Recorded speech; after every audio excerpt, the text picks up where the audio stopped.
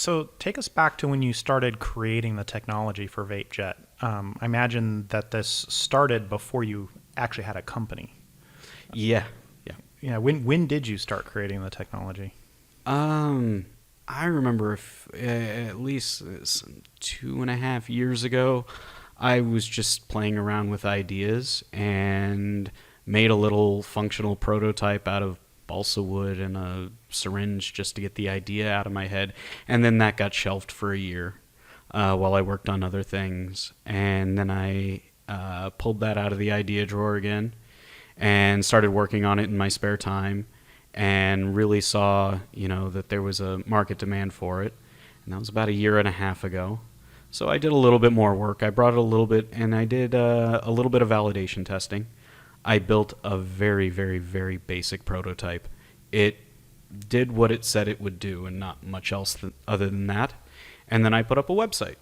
And I put up a couple YouTube videos, and I think I put maybe $200 in AdWords, just really basic market validation, and got nothing from it.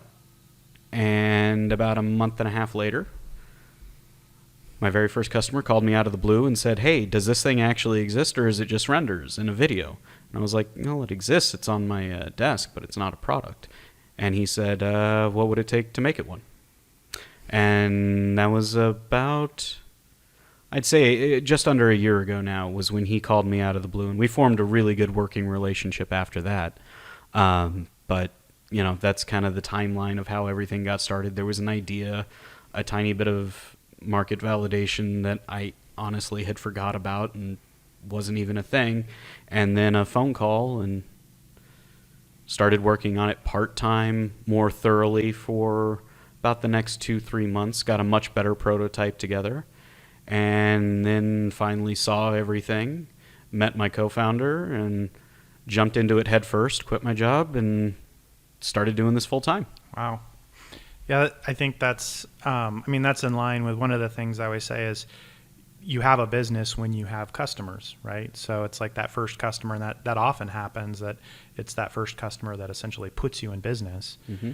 Once that happened for you with that first customer, did you know right away that going forward you would be building a business around this technology and around this product, as opposed to, say, developing it, testing it out, and then trying to just sell it off right away? So from the very beginning, I know I didn't just want to create an idea or a prototype or something and sell it off right away. Mm-hmm. I wanted to build the business. That being said, at the very beginning of everything, I had no idea what direction it would actually take. I was open to whatever. And just having that first bit of interest in the product, that first customer, that person saying, "Hey, I'd buy one," that propelled everything. But it just kind of grew organically from that point, and there wasn't an idea from the very beginning that, oh, I'm going to build this into this, or I'm going to build this into that. I will say, knowing myself personally, going down the route of just selling it off right away wasn't an option to me. Mm-hmm. So. Mm-hmm. Well, take us back to before Vape-Jet. You've had a pretty varied career, kind of technical and engineering related roles. You were in the U.S. Navy. I spent 5 years. And you worked for corporations such as Andrew Communications. You've worked for Intel. And so you've had that role of being an employee or being a subordinate, and then you also have had the role of building a business before. This isn't your first rodeo. You had a company that you founded called Grow Camera, and that company was previously acquired. So having done both, having worked for larger organizations and having built your own, founded your own organizations, which one do you prefer? Is there a preference? I don't think it's a preference so much as a necessity for my personality. That is really the key to thing. I did very well in my professional corporate career.